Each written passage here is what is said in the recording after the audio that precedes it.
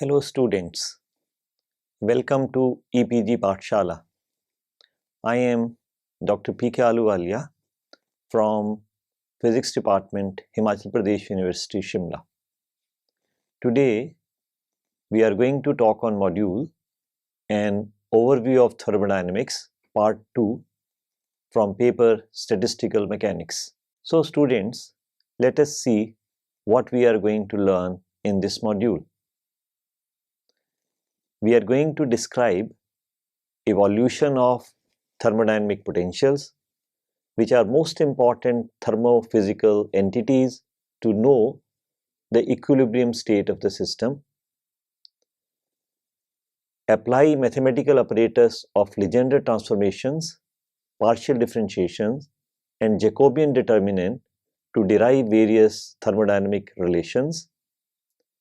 Define repeatedly encountered measurable physical quantities like heat capacity at constant volume and pressure, isothermal and adiabatic compressibility, coefficient of thermal expansion and susceptibility.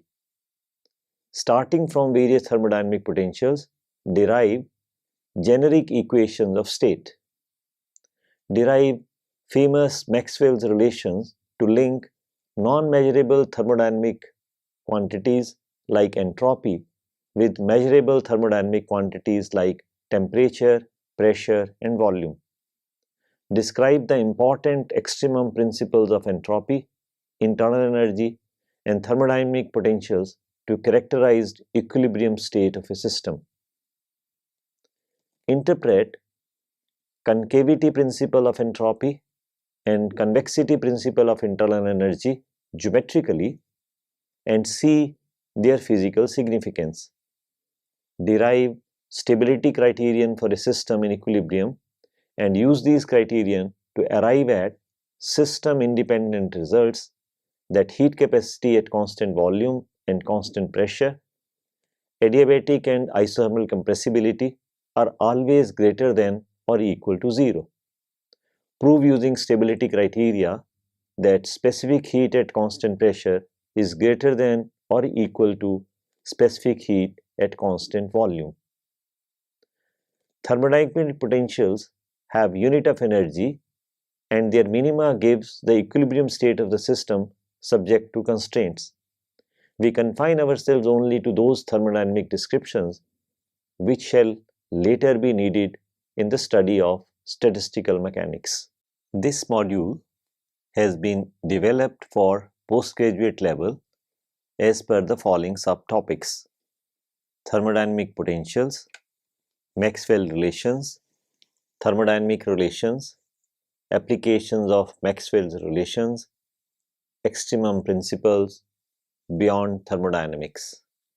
Let us focus our attention on thermodynamic potentials. Let us recapitulate. In previous module, we saw that out of the given thermodynamic variables entropy S, internal energy U, volume V, and number of particles N, to have energy representation, we treated U, the internal energy, as a function of entropy S, volume V, and number of particles N. That is, S, V, and N were treated as independent variables. For entropic representation, we treated S as a function of internal energy, volume, and number of particles. That is, U, V, and N were treated as independent variables. We also observed another thing there, that in these two representations, independent variables were extensive parameters and independent variables turned out to be partial derivatives of a dependent extensive variable with respect to independent extensive variable, keeping other independent extensive quantities constant. Furthermore, it is always desirable to have independent variables as those quantities which are easily measurable, for example, temperature T and pressure P. Also, it is worth noting that temperature T is a partial derivative of internal energy U with respect to S. That is, T is equal to partial derivative of U with respect to S at constant volume and constant number of particles. And pressure P is a negative partial derivative of internal energy U with respect to volume. That is, P is equal to minus of partial derivative of U with respect to V at constant S and constant N. So in other words, we are looking forward to functions of independent variables which may be intensive variables like P and T. For a function of a single variable f is equal to fx, this amounts to saying find a function psi which is a function of derivative of f, that is, psi is equal to psi as a function of df upon dx. It is like saying that we wish to generate a function which is a function of the slope of the tangents drawn at each point. This is performed by the famous Legendre transformations. Seeing the importance of Legendre transformations, it's worth having a digression on these. Legendre transformations provides us a way to convert one thermodynamical potential into another with a difference. In thermodynamics, Legendre transform involved is negative Legendre transform compared to when we use it in classical mechanics. First, we shall look at it from the point of view of single variable function fx, whose Legendre transform we are seeking. Legendre transform produces from fx a new function hp involving a change of variable from x to p, where p is equal to derivative of f with respect to the variable x.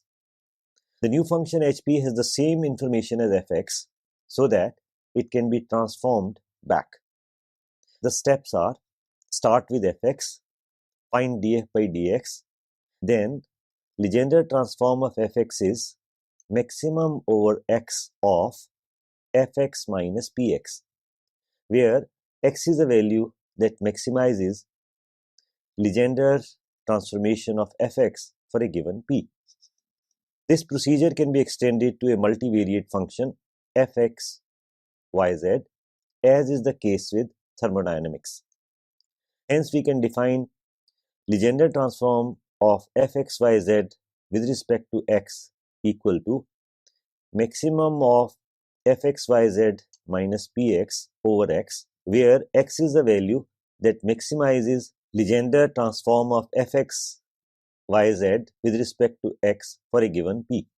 For example, Helmholtz free energy FTVN is Legendre transform of internal energy U as a function of SV and N. We can write FTVN is equal to Legendre transform of internal energy U with respect to S as equal to U minus S multiplied by derivative of U with respect to S at constant V and N, which becomes equal to U minus ST. Furthermore, Gibbs free energy or thermodynamical potential GTPN can be derived as Legendre transform of Helmholtz free energy, capital F TVN, involving a change of variable from V to P. That is, Legendre transform of FTVN with respect to V is in fact Legendre transform of FTVN with respect to V is equal to Legendre transform of U with respect to S. Once again, Legendre transform of this with respect to V, which is equal to Legendre transform of F with respect to V is equal to F minus V delta F by delta V at constant temperature and number of particles is equal to U minus Ts plus PV. Let us now try to enumerate various thermodynamical potentials which we encounter in statistical physics and in thermodynamics. Let us start with internal energy U, which is a function of S, V and N, such that du is equal to TdS minus PdV plus mu dN. We note that there are three pairs of variables occurring here, leading to 2 raised to power 3 different thermodynamic potentials. Each additional pair of variables doubles this number. Let us look at another du encountered in module 5. Du is equal to TdS minus PdV plus mu dN plus V, where V here is velocity, and dP, P where is momentum, plus omega dl plus E dP, where E here is electric field and P is the polarization, plus HdM. It contains 7 pairs of variables and hence could lead to 2 raised to power 7, that is 128 thermodynamic potentials. This is indeed a mind-boggling number. However, we shall concentrate only on the equation with 3 pairs of variables and generate 8 thermodynamic potentials. Out of these 8 potentials, the first 5 are well known. Here I am interested in giving you a glance of the thermodynamic potentials which we encounter in thermodynamics and statistical mechanics. The first 5 thermodynamic potentials which we are going to use in statistical mechanics are internal energy, free energy, enthalpy, Gibbs free energy, and grand thermodynamic potential. The other 3 thermodynamic potentials which we can define have no special names. If you have a look at this table, you will find internal energy as a potential has a dependence on 3 variables S, V and N. Free energy, which we sometimes also call as Helmholtz free energy, represented by capital F, is dependent on 3 variables T, V and N. Enthalpy, which we are represented as capital H here, is dependent on S, P and N. Gibbs free energy, which we are represented with capital G, is having dependence on temperature, pressure and number of particles. And grand thermodynamical potential, which we are representing by phi, has got 3 independent variables: temperature, pressure and chemical potential. The other 3 thermodynamic potentials respectively have their dependence on 3 variables S, V and mu.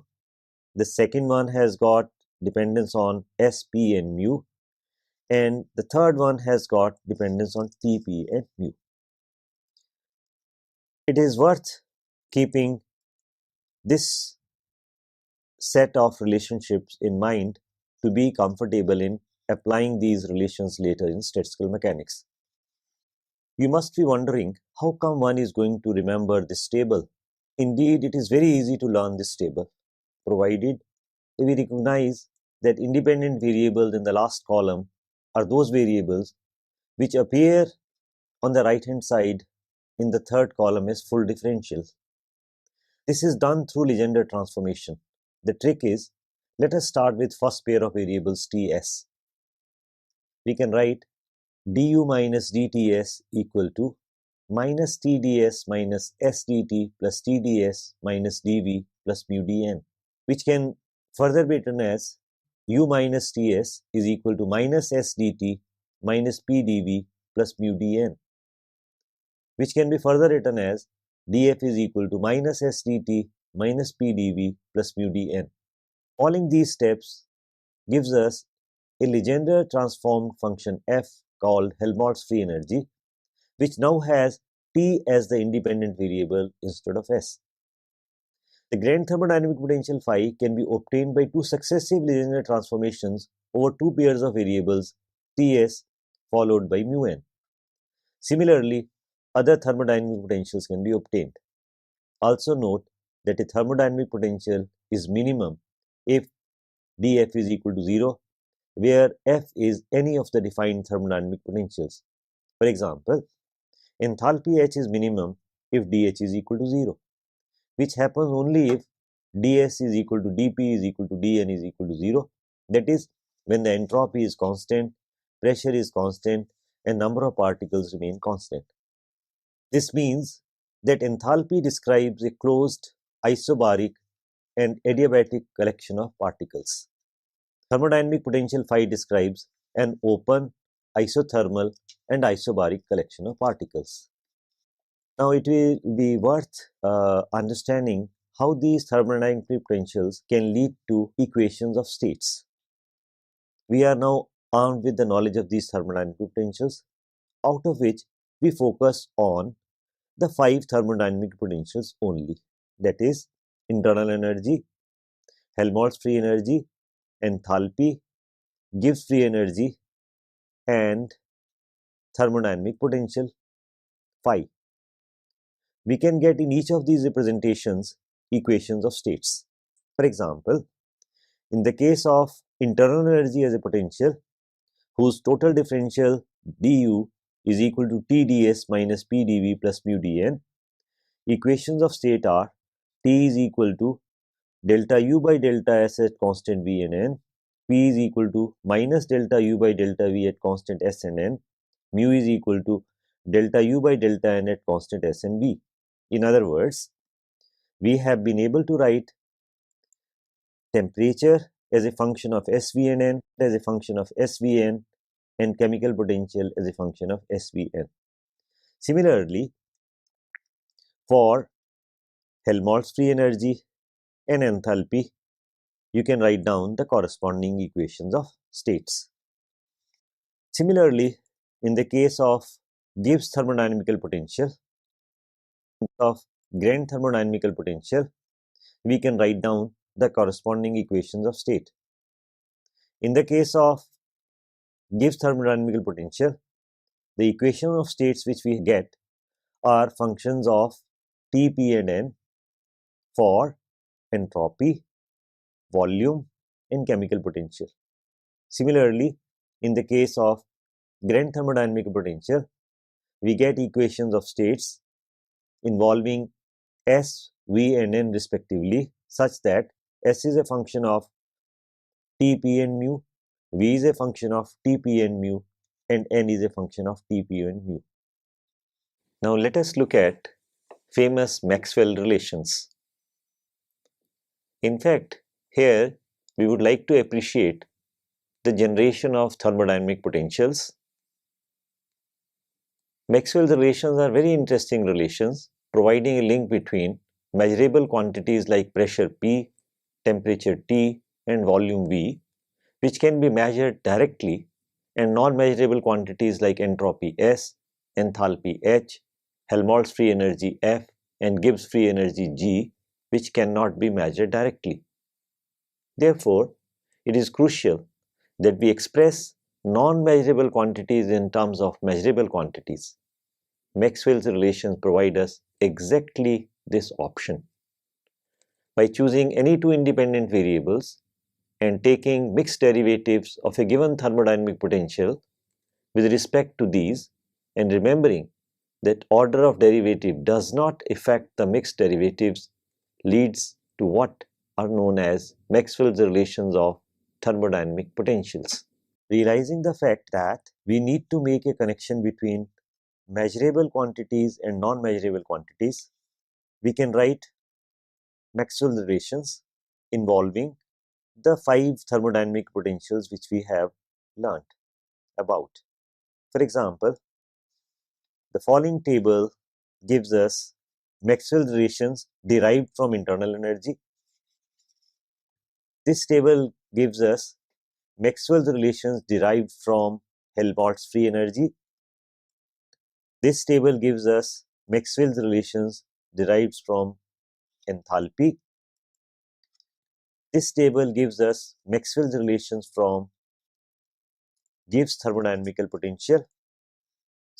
This table gives us Maxwell's relations derived from Grand thermodynamic potential.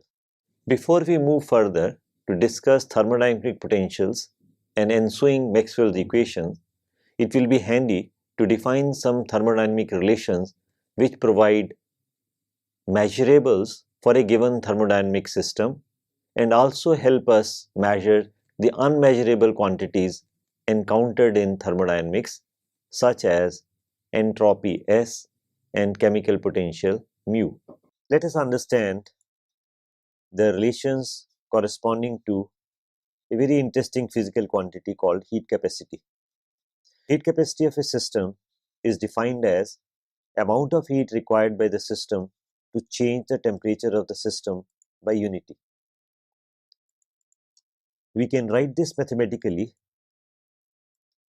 as at constant x, say volume V or pressure P, keeping mass or number of particles constant, Cx is equal to limit delta T approaching 0, delta Q by delta T is equal to T times partial derivative of entropy with respect to temperature at constant x and number of particles n. The above relations can be related to change in internal energy provided volume is kept constant, or change in enthalpy provided pressure is kept constant.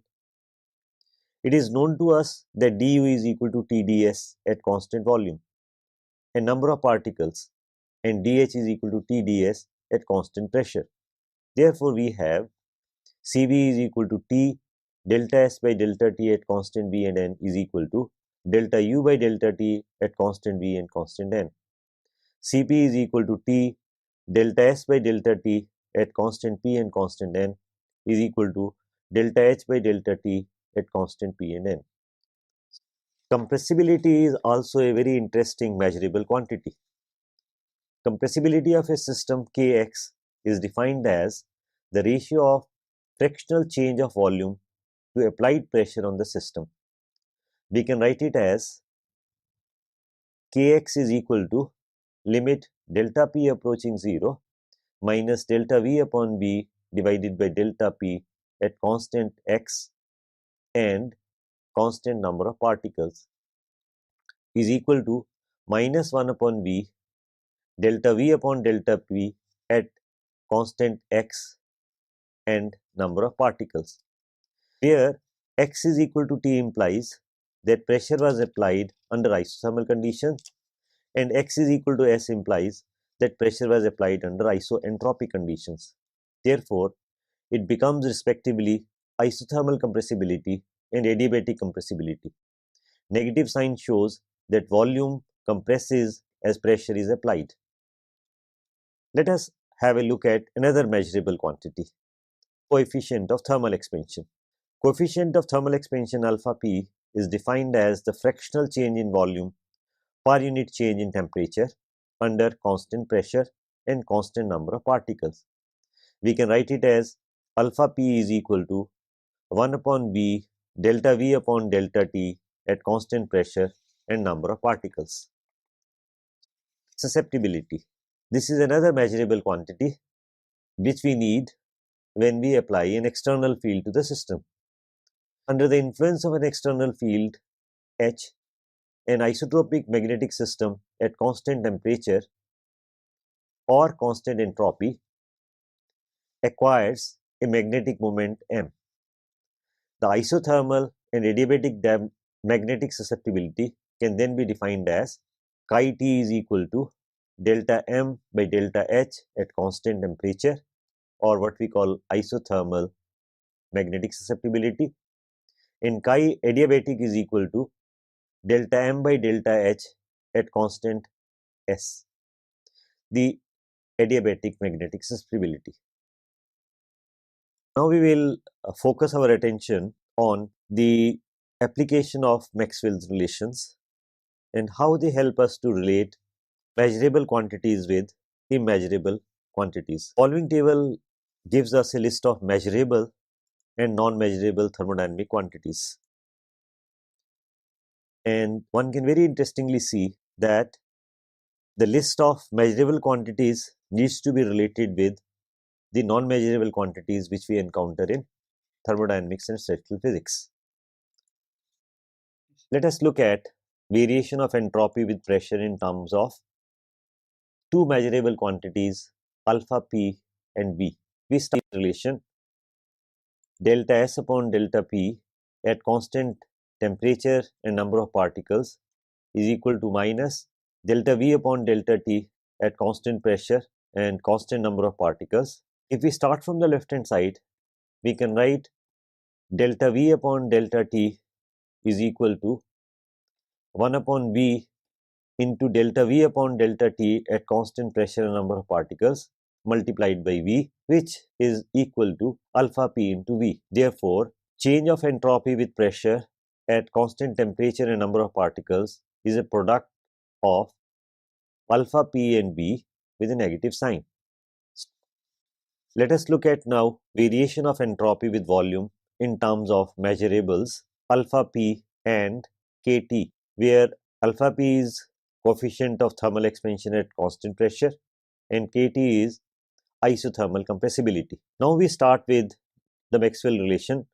Delta S upon delta V at constant temperature is equal to delta P at with respect to T at constant volume, and using the trick 4 of differentiation given in the appendix of the e-text, we have delta P upon delta T at constant volume is equal to minus delta P upon delta V at constant temperature multiplied by delta V upon delta T at constant pressure is equal to V into delta P upon delta V at constant temperature multiplied by 1 upon V into delta V upon delta T at constant pressure is equal to 1 upon V delta V upon delta T at constant pressure divided by minus 1 upon V delta V upon delta P at constant temperature, which is equal to alpha P upon KT, the ratio of coefficient of thermal expansion to isothermal compressibility.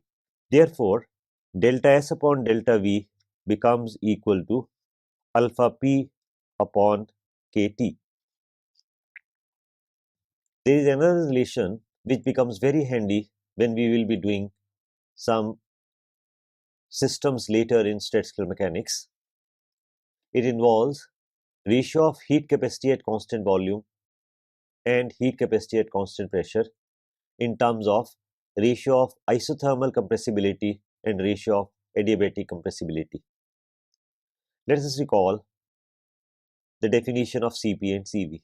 We can write Cp upon Cv is equal to delta S upon delta T at constant pressure and number of particles divided by delta S upon delta T at constant volume and number of particles, which can be written as equal to minus delta P upon delta T at constant S and N divided by delta P upon delta S at constant T and N divided by delta V by delta T at constant S and N divided by delta V by delta S at constant T and N using thermodynamic relations, which when solved gives us Cp upon Cv as the ratio of isothermal compressibility to adiabatic compressibility. Let us also look at another interesting result: difference between heat capacity at constant pressure to heat capacity at constant volume.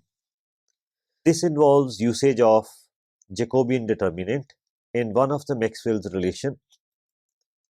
Starting from the definition of heat capacity at constant volume, Cv upon T is equal to delta S upon delta T at constant volume and number of particles, and using the definition of Jacobian, it can be written as delta SV over delta TV, the Jacobian, is equal to delta SV over delta TP is equal to delta TP over delta TV. Now, recalling the expanded definition of Jacobian, this can be written as Cv upon T is equal to delta S upon delta T at constant pressure multiplied by delta V upon delta P at constant temperature minus delta S upon delta P at constant temperature multiplied by delta V upon delta T at constant pressure, and whole of this difference multiplied by delta P upon delta V at constant temperature, so that Cv upon T is equal to delta S upon delta T at constant pressure minus V into delta S upon delta V at constant temperature multiplied by 1 upon V into delta V upon delta T at constant pressure, or Cv upon T is equal to Cp upon T minus V into delta S upon delta V at constant temperature multiplied by alpha P. Using Maxwell's relation, delta S upon delta V is equal to T is equal to delta P upon delta T at constant volume, and as proved earlier, we get delta P upon delta T is equal to alpha P upon kT. Hence, the difference between heat capacity at constant pressure to heat capacity at constant volume can be obtained very easily as Cp minus Cv is equal to Tv alpha P square upon kT. This is a very interesting relationship. Firstly, it proves that Cp is greater than Cv. Secondly, it is true for any thermodynamic system because it has not assumed anything about the composition of the system, revealing the universal sweep of thermodynamics. Now, let us learn about extremum principles in thermodynamics. Principle of maximum entropy for equilibrium. This principle characterizes the state of equilibrium as the state of maximum entropy for a given value of internal energy U, volume V, and number of particles N, or any other extensive parameter involved in the system. Mathematically, this means ds is greater than or equal to 0 and d2s is less than 0. Equality here implies that system is in equilibrium. Principle of energy minimum for equilibrium. According to this principle, for a constant value of entropy, equilibrium state is characterized by a state of minimum energy. Mathematically, this means that differential of internal energy is less than or equal to 0 and second order differential of internal energy is greater than 0. This principle is equivalent to principle of maximum entropy for equilibrium. Extremum principle for thermodynamic potentials. Many a times in thermodynamics and statistical mechanics, we have to deal with fundamental relations in Helmholtz free energy, that is F is equal to F as a function of T, V and N representation, enthalpy, that is H is equal to H as a function of entropy, pressure and number of particle representation, and Gibbs free energy G as a function of temperature, pressure and number of particles representation. A natural question to ask is, what is the stability criteria for these thermodynamic potentials? Let us look at the stability condition Helmholtz free energy, which is a function of T, V and N, for a constant value of V and N for the given system. The energy conservation law of thermodynamics implies that delta U is equal to delta Q. Since we know that delta Q is less than or equal to T delta S, we can write the above relation as delta U is less than or equal to T delta S. If in a process T is held constant, delta U minus Ts is less than or equal to 0. This equation implies that in a process in which T, V and N are held constant, Helmholtz free energy F is equal to U minus Ts is minimum. Similarly, one can prove that if in a process Sp and N are held constant, then its enthalpy has a minimum value. For all processes for which T, P and N are held constant, then the Gibbs free energy has a minimum value. It is interesting to note that for a system in equilibrium under constancy of respective variables, these functions have a minimum value, hence these are called thermodynamic potentials. Let us look at concavity principle of entropy. Assume that we have two systems in equilibrium. Such entropy of each system is a function of its extensive variables, S as a function of U1, V1, N1 and S as a function of U2, V2 and N2. Suppose that we bring these two systems together by removing the barriers or walls between them. The extensive parameters of the composite system will then be U1 plus U2, V1 plus V2, N1 plus N2 and so on. This combined system will not be in equilibrium, and its various parts shall tend to exchange energy in order to come to equilibrium. In this process of establishing equilibrium, since entropy cannot decrease, system must move to increased entropy, so that mathematically this implies entropy as a function of u1 plus u2, v1 plus v2, n1 plus n2 must be greater than or equal to entropy as a function of u1, v1, n1 and so on, plus entropy as a function of u2, v2 and n2 and so on. To appreciate geometrical meaning, let us cause a transformation of extensive variables on the left hand side such that u1 is equal to lambda u1 dash, v1 is equal to lambda v1 dash, n1 is equal to lambda n1 dash, and u2 is equal to 1 minus lambda u2 dash, v2 is equal to 1 minus lambda v2 dash, n2 is equal to 1 minus lambda n2 dash and so on, where lambda lies between 0 and 1. Then we get S as a function of lambda u1 dash plus 1 minus lambda u2 dash, comma, lambda v1 dash plus 1 minus lambda v2 dash, comma, lambda n1 dash plus 1 minus lambda n2 dash is greater than equal to S as a function of lambda u1 dash, lambda v1 dash, lambda n1 dash and so on, plus S as a function of 1 minus lambda u2 dash, 1 minus lambda v2 dash, 1 minus lambda n2 dash and so on.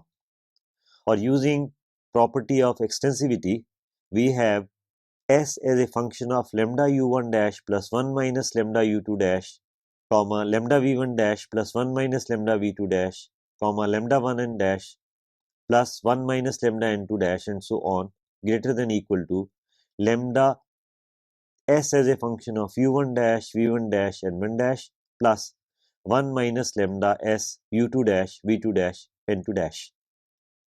Here, left hand side represents value of s at a point denoted by lambda u1 dash plus 1 minus lambda u2 dash, comma, lambda v1 dash plus 1 minus lambda v2 dash, comma, lambda n1 dash plus 1 minus lambda n2 dash, so on.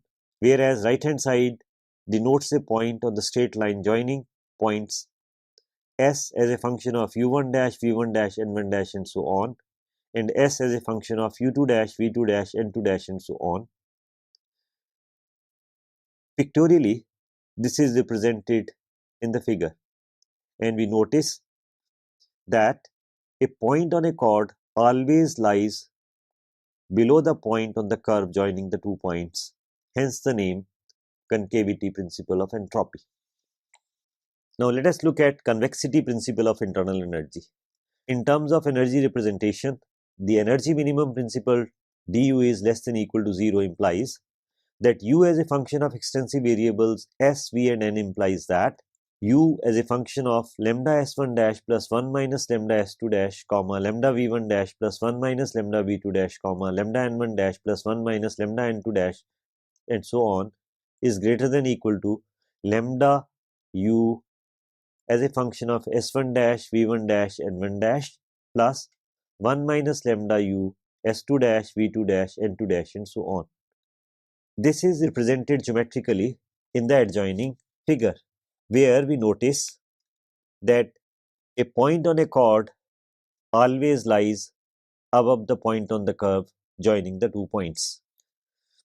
Now we will look at the physical significance of these stability criteria. Let us discuss this stability criteria in terms of second derivatives of thermodynamic potentials with respect to their extensive and intensive parameters. In terms of internal energy, it implies that d2u exists, then d2u is greater than equal to 0. That is, delta 2u by delta s square at constant volume ds square plus 2 times delta 2u by delta s delta v ds dv plus delta 2u by delta v square at constant s dv square is greater than equal to 0. Using the values of the first derivatives, it reduces to delta t by delta s at constant volume ds square plus 2 times delta T by delta V at constant S ds dV minus delta P by delta V at constant S dV whole square is greater than or equal to 0. If this equation can be recast as ax square plus by square, then it will be positive definite if both a and b are positive. Therefore, we visualize the above equation in the form ax square plus 2bxy plus cv square greater than or equal to 0, where a is equal to delta T by delta S at constant volume, b is equal to delta T by delta V at constant entropy, c is equal to minus delta P by delta V at constant entropy, and recast it as ax square plus by square greater than or equal to 0, which can be done by simple mathematical manipulation as the following inequality: a times x plus b upon ay whole square plus c minus b square by a y square greater than or equal to 0. Note, since a is equal to delta T by delta S at constant volume is always positive definite, it implies that c minus b square upon a greater than or equal to 0, that is, b square is less than or equal to ac. This further implies that c is greater than or equal to 0. This leads to following three conditions. First, delta T upon delta S at constant volume is greater than or equal to 0. Delta T upon delta V at constant S is greater than or equal to 0. And delta T upon delta V whole square at constant S is less than or equal to delta T upon delta S multiplied by negative of delta P upon delta V at constant S, which further implies that negative of delta P upon delta V at constant S is greater than or equal to 0. That is, delta P upon delta V at constant S is less than or equal to 0. These three conditions have great physical significance and lead to following four results, which are independent of the composition of the system. Number 1, heat capacity at constant volume is always positive. Since delta T upon delta S at constant volume is greater than or equal to 0 and temperature T is greater than or equal to 0, therefore T multiplied by delta S by delta T at constant volume is greater than or equal to 0. Recalling the definition of heat capacity, this means Cv is greater than or equal to 0. Second, adiabatic compressibility cannot be negative.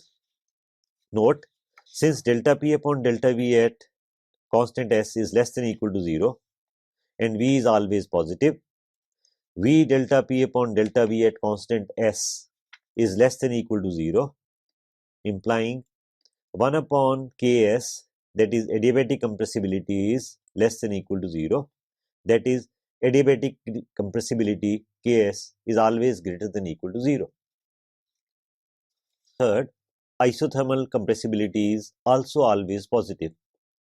Recalling, delta T upon delta V whole square at constant S is less than or equal to delta T upon delta S at constant volume multiplied by minus delta P upon delta V at constant S, and using the Maxwell relations we have minus delta T upon delta V at constant S multiplied by delta P upon delta S at constant V plus delta T upon delta S at constant V multiplied by delta P upon delta V is less than or equal to 0, implying delta T P upon delta SV is less than or equal to 0 in Jacobian terms, which can be further written as delta T comma P delta T comma V divided by delta T comma V multiplied by delta S comma V less than or equal to 0, which implies delta P upon delta V at constant temperature multiplied by delta T upon delta S at constant volume is less than or equal to 0.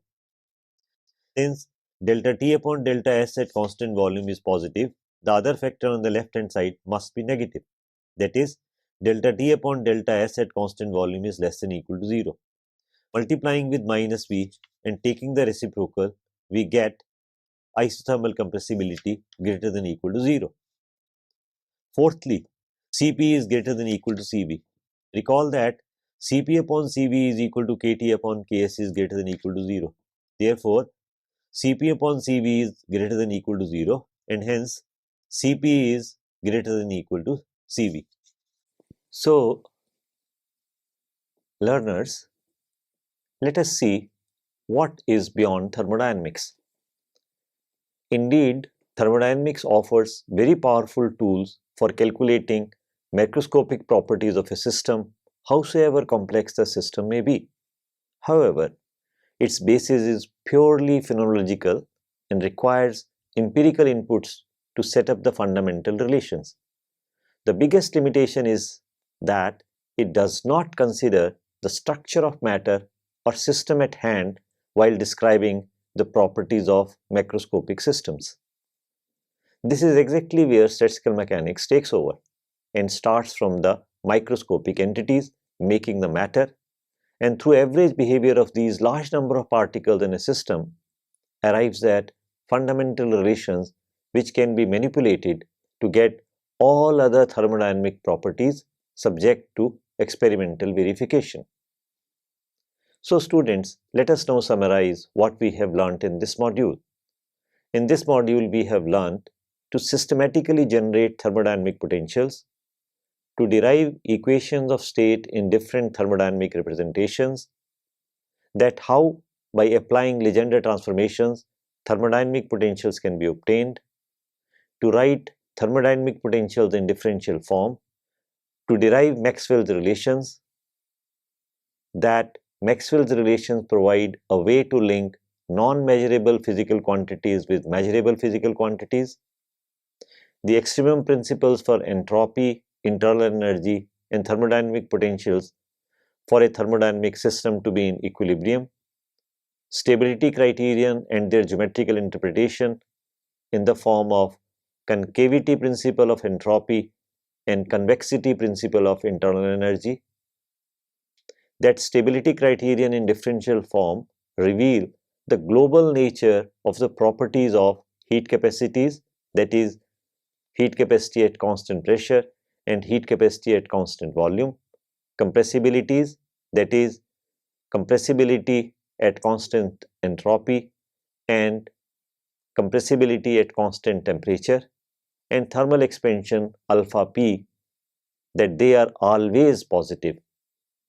The need to go beyond thermodynamics to understand properties of a system from microscopic conditions. Thank you.